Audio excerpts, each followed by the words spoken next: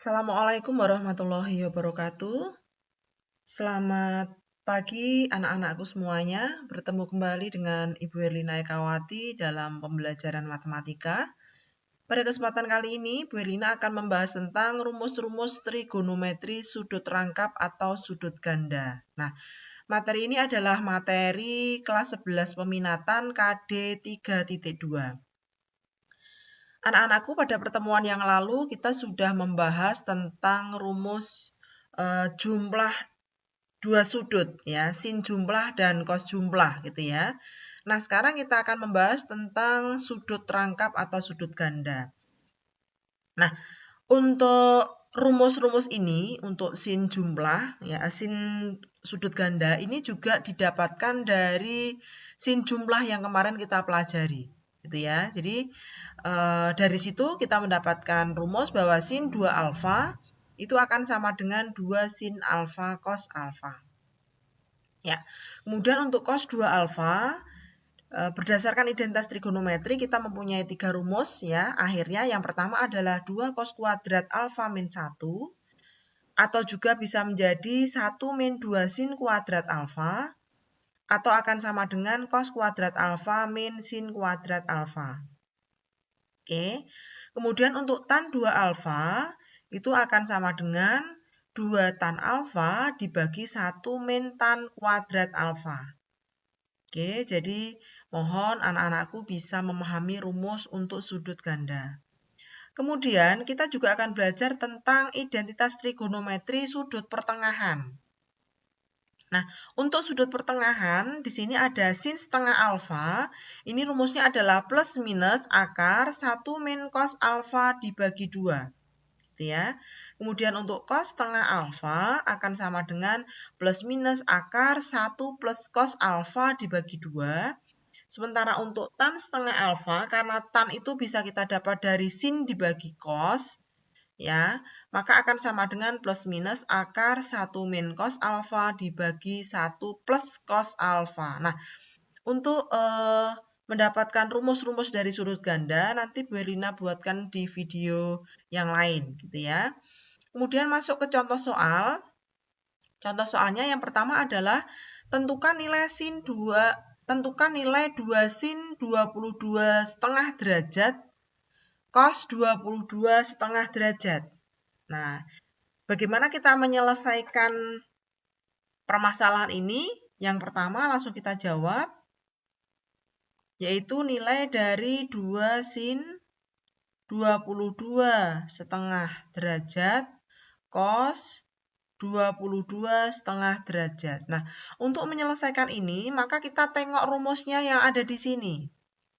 Nah, kalau kita tengok, ternyata rumusnya ini identik dengan rumus yang pertama, yaitu di sini ada 2 sin alfa cos alfa.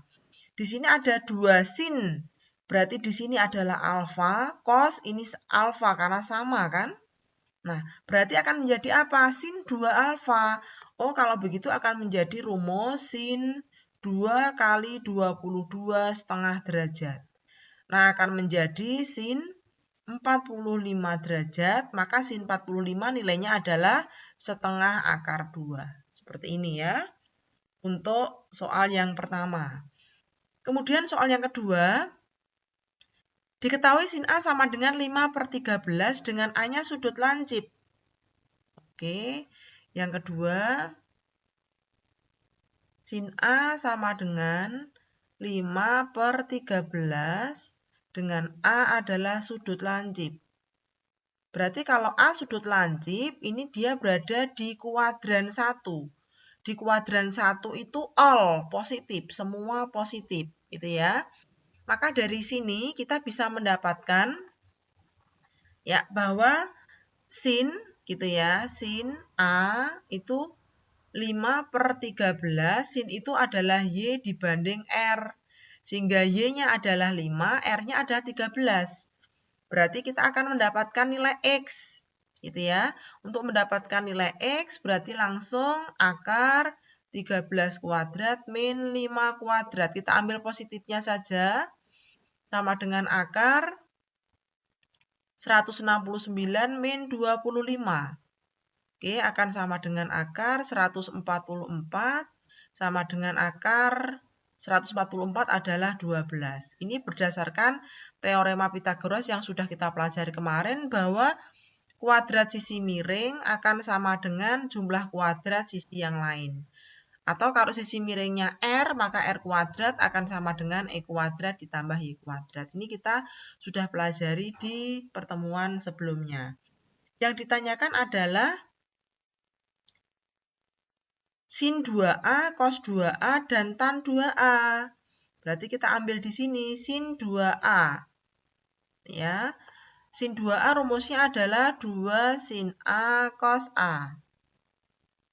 Oke, akan sama dengan 2 sin A, sudah diketahui 5/13. Sementara cos A, ya, boleh kita cari di sini, ya. Langsung juga silahkan. Cos itu adalah X dibanding R. Karena X-nya ketemu 12, maka 12 dibanding 13. Maka di sini adalah 12 dibanding 13. Langsung kita cari 2 kali 5. 25 dikalikan dengan 12. Ya, 25 dikalikan 12 ketemu berapa? 120 dibanding yang bawah 13 kali 13, 169. Oke ya.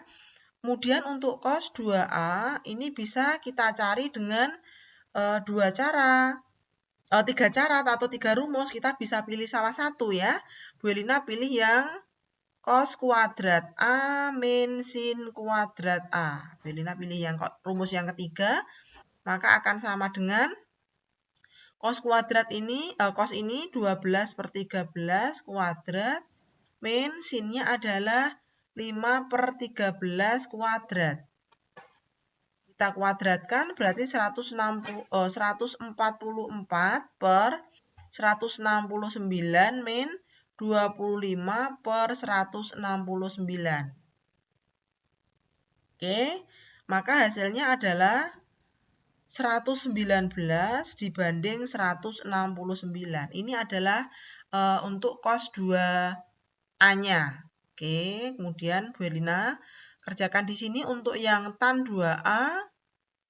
Tan 2A kita bisa menggunakan rumus bahwa tan itu adalah sin dibanding cos ya. Selain menggunakan rumus sudut ganda, yaitu ini 2 tan A dibanding 1 min tan kuadrat A, ini juga boleh.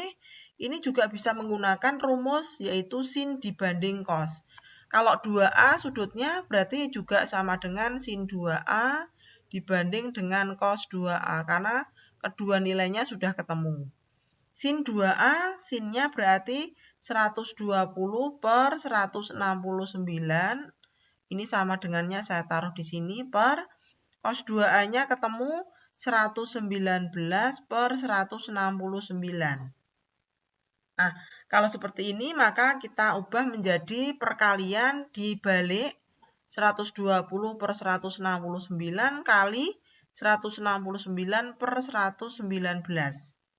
Ya, maka ini bisa dibagi habis 1 maksudnya, maka hasilnya 120/119. Ini adalah nilai dari tan 2A untuk soal yang kedua. Sementara itu kita lanjutkan soal yang ketiga. Soal yang ketiga tadi diketahui bahwa tan A gitu ya. Tan A itu nilainya adalah negatif 4/3. Dia berada di antara 3pi/2 gitu ya. Sampai 2pi. Oke. Antara gitu ya. Antara berarti dia kalau seperti ini di kuadran yang keempat. Sudutnya antara 3pi/2 berarti 270 derajat sampai 360 derajat. Kalau kita ambil menggunakan derajat, kemudian yang diminta nanti adalah sudut pertengahan. Oke, baik. Berarti untuk di sini untuk tan alfa, ya toh, tan alfa ini kan negatif 4/3. Kita ambil positifnya dulu untuk mendapatkan tan itu kan Y dibanding dengan X. gitu ya. Tan dibanding Y dibanding dengan X, kita ambil positifnya untuk memudahkan mendapatkan R, ya, 4 dibanding 3, maka R-nya adalah akar 4 kuadrat ditambah 3 kuadrat. Berdasarkan teorema Pythagoras, berarti akar 25 di sini akan sama dengan 5. Ini untuk nilai R-nya. Ya, untuk nilai R-nya di situ adalah ketemu nilai 5. Nah, berikutnya kalau kita sudah ketemu nilai 5, ya, berarti kita akan mencari nilai sin dan cos alfanya. Perhatikan, untuk di kuadran 4, maka nilai sin alfa itu adalah negatif dan nilai cos alfa itu adalah positif. Ingat, di kuadran 4 yang positif adalah cos dan kebalikannya. Maka untuk mendapatkan sin alfa, langsung ya, karena di sini negatif, maka negatif Y dibanding R. Oke, yaitu Y-nya adalah 4, R-nya adalah 5. Negatif 4 dibanding 5. Itu untuk nilai sin-nya. Sementara untuk nilai cos-nya, cos alfa, karena dia positif, cos itu adalah X dibanding R, maka akan sama dengan X-nya 3, R-nya adalah 5. Ini untuk nilai sin dan cos. Ya, sudah ketemu. Nah, padahal yang diminta di sini adalah untuk sin setengah alfa, cos setengah alfa, dan tan setengah alfa. Jadi untuk sudut pertengahan. Maka kita tentukan positif negatifnya dulu untuk masing-masing sudut pertengahan. Tadi dikatakan bahwa nilai alfa itu berada, ini alfa ya nak, itu berada di antara 3 pi per 2 dan di antara 2 pi. Oleh karena itu, kalau kita bagi 2, maka untuk nilai alfa per 2, untuk sudut pertengahannya, maka dia terletak di antara 3 per 2 dibagi 2. Berarti 3 pi per 4, ya. Kemudian 2 pi dibagi 2 itu adalah pi. Berarti untuk sudut pertengahannya, dia berada di kuadran yang kedua. Kalau dia di kuadran yang kedua, bisa dipastikan bahwa nilai sin-nya adalah positif. Jadi sin alfa per 2-nya adalah positif. Sementara itu untuk cos alfa per 2 yaitu negatif. Dan untuk tan alfa per 2 yaitu negatif. Ini harus kita tentukan terlebih dahulu untuk memudahkan dalam menyelesaikan. Kemudian setelah itu kita akan mencari yaitu sin setengah alfa. Ingat bahwa sin setengah alfa rumusnya adalah, di sini kita ambil yang positif, yaitu akar dari 1 min cos alfa dibagi 2. Maka akan sama dengan akar 1 min, kita lihat nilai dari cos alfa, tadi cos alfa adalah 3 per 5, gitu ya. Maka 1 min 3 per 5 masih dibagi 2. Oke, saya tulis agak ke atas. 1 min 3 per 5, 3, masih dibagi 2. Maka akan sama dengan akar 1 min 3 per 5 itu 2 per 5. Masih dibagi 2. Kurang jelas. Oke. Berarti 2 per 5 masih dibagi 2 akan sama dengan 2 per 10 atau akan sama dengan 1 per 5. Akar 1 per 5 ini bisa kita langsung rasionalkan, dikalikan akar 5 per akar 5. Sehingga hasilnya adalah akar 5 per 5 atau sama dengan 1/5 akar 5. Itu untuk nilai sin setengah alfa. Oke, kemudian Bu Erina tulis di sebelah sini. Untuk cos setengah alfa, ya, cos setengah alfa di sini adalah negatif, maka negatif akar, ya, cos itu adalah 1 plus cos alfa, ya, dibagi 2. Sama dengan negatif akar 1 plus 3/5 dibagi 2. 1 plus 3/5 itu adalah 5/5 plus 3/5, 8/5 dibagi 2. Berarti 8/10 ya nak ya. 8/10 masih disederhanakan, berarti min akar 4/5.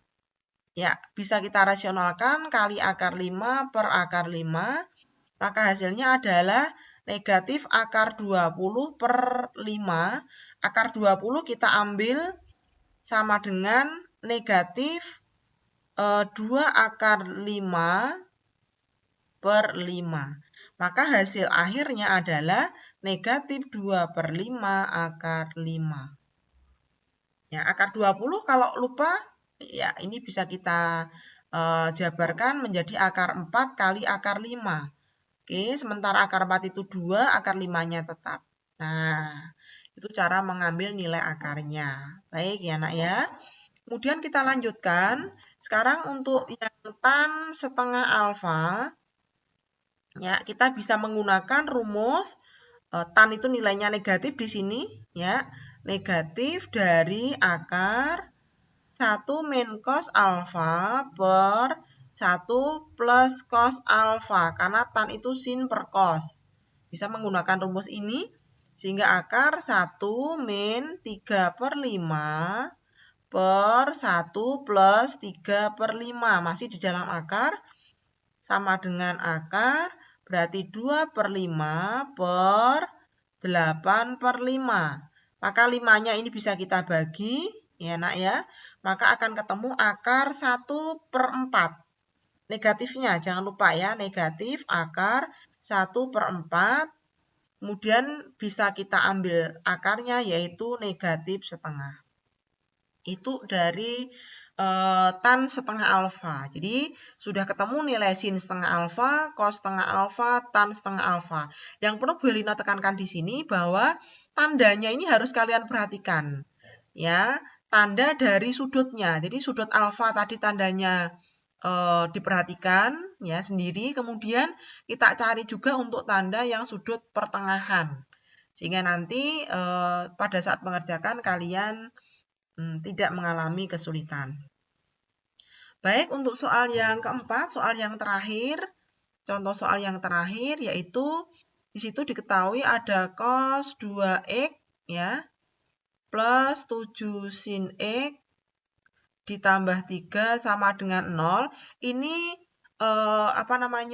terkait dengan soal penyelesaian persamaan trigonometri yang bentuk kuadrat yang sudah kita pelajari di KD 3.1 ya. Kita ulang kembali bahwa cos 2x di sini ada 7 sin x, ini tidak bisa kita selesaikan langsung.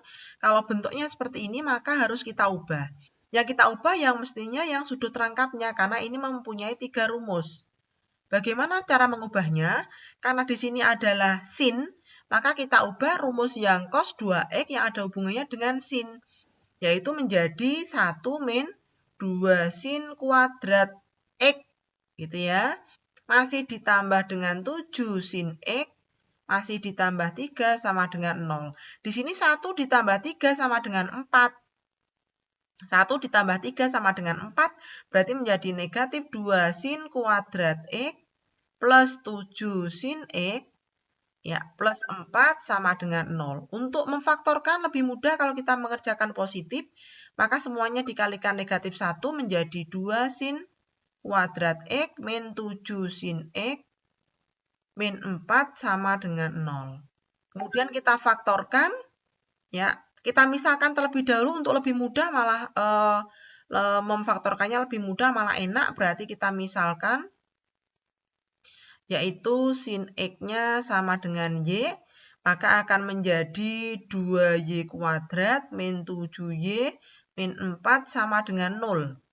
Kita faktorkan, berarti di sini ada 2y, ada y sama dengan 0. Di sini ada 2y, ada plus 1, di sini ada min 4. Jadi kalau dikalikan ketemunya negatif 4, kemudian ini dikalikan Y, dikalikan negatif 8Y, jumlahkan negatif 7Y. Berarti benar ya pemfaktoran kita. Maka kita ambil nilai Y-nya satu per satu. 2Y plus 1 sama dengan 0. Maka 2Y-nya sama dengan negatif 1, Y-nya sama dengan negatif setengah. Maka ini kemungkinan nanti ada nilainya. Kemudian yang ruas sebelahnya, atau Y-4 sama dengan 0, Y-nya sama dengan 4. Ingat bahwa nilai sin dan cos itu maksimumnya adalah 1. Maka kalau 4 itu dia tidak memenuhi. Maka yang memenuhi adalah ini, Y sama dengan negatif setengah. Nah, Y sama dengan negatif setengah ini, maka kita kembalikan ke permisalan, yaitu tadi permisalannya sin X sama dengan Y, maka sin X sama dengan negatif setengah. Nah, sin negatif kemungkinannya ada dua, yaitu di kuadran 3 dan kuadran 4. Kita ambil di kuadran 3-nya saja, gitu ya. Ingat untuk memperoleh nilainya, kita harus ingat bahwa sin yang nilainya setengah, sin X yang nilainya setengah, maka sudutnya adalah 30 derajat.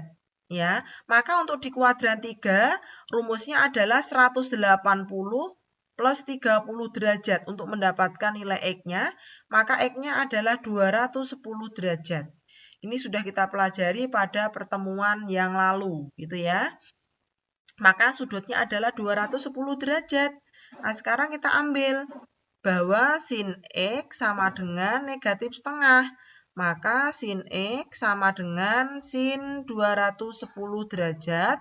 Maka X akan sama dengan, ini kan alfa ya, alfa plus K kali 360 derajat, atau X sama dengan 180 min alfa, ingat ya rumusnya kemarin, min alfa plus K kali 360 derajat. Maka di sini menjadi tetap, ya. Kemudian yang sebelahnya akan menjadi negatif 30 plus K kali 360 derajat. Kemudian K-nya berjalan mulai dari 0 ya. Kalau dari negatif dia tidak memenuhi karena nanti negatif. Ingat di sini bahwa tadi sudutnya berlaku untuk antara 0 sampai 360 derajat. Nah, maka untuk K sama dengan 0, maka di sini X-nya 210 derajat atau X-nya negatif 30 derajat, berarti dia tidak memenuhi. Untuk K-nya sama dengan 1, maka di sini X-nya 210 tambah 360, berarti 570 derajat, dia tidak memenuhi. Karena kelebihan ya, kalau di sini berarti 360 dikurangi 30 derajat, berarti 330 derajat. Dia memenuhi, karena masih kurang dari 360 derajat. Kalau K-nya kita ambil 2, yang di sini tidak memenuhi, di sini juga tidak memenuhi. Maka himpunan penyelesaian yang memenuhi untuk X adalah 210 derajat dan 330 derajat. Hanya ini yang memenuhi, karena untuk Y sama dengan 4, berarti ini kan tadi saya katakan sin X sama dengan 4, ini tidak memenuhi. Karena nilai maksimum dari sin adalah 1, begitu juga apabila dia cos, maksimumnya juga 1. Maka yang memenuhi adalah 210 derajat dan 330 derajat. Oke, anak-anakku, demikianlah untuk penjelasan sudut rangkap. Ada 4 contoh yang bisa Bu Elina berikan. Semoga memberikan pencerahan pada saat kita mempelajari sudut rangkap dan sudut pertengahan. Terima kasih atas perhatiannya. Mohon maaf apabila ada kesalahan. Bu Elina akhiri, kita ketemu di video-video berikutnya. Assalamualaikum warahmatullahi wabarakatuh.